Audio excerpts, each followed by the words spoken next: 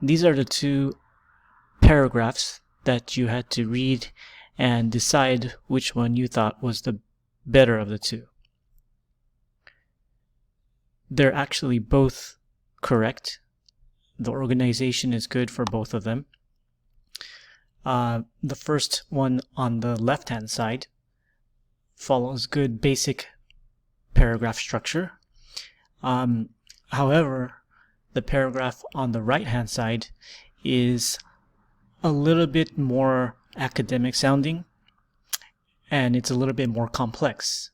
And the kind of writing that you want to do in this class is more like the paragraph on the right-hand side. And some of the reasons why the paragraph on the right-hand side is better is, first of all, if we look at the topic sentence, we have on the right-hand side, knowing more than one language can help people progress in their careers, gain an awareness of other cultures, and increase their understanding and knowledge of their own language. So the reasons are in the controlling ideas. They're stated in the topic sentence.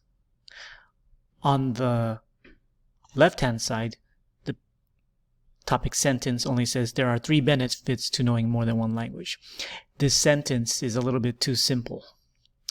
If we write a topic sentence like the one on the right-hand side, it's a little bit more clear to the reader what you're going to be talking about, or what the writer will be talking about. Also, I want you to notice that the transition words are more complex in the paragraph on the right-hand side.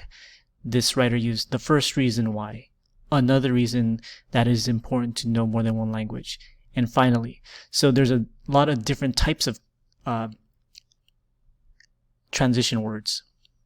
However, on the left-hand side, the transition words are too simple. This person only used first, second, finally. So the transition words are very simple on the paragraph on the left-hand side. So again, the paragraph on the right-hand side is more academic and more college level in its style of writing.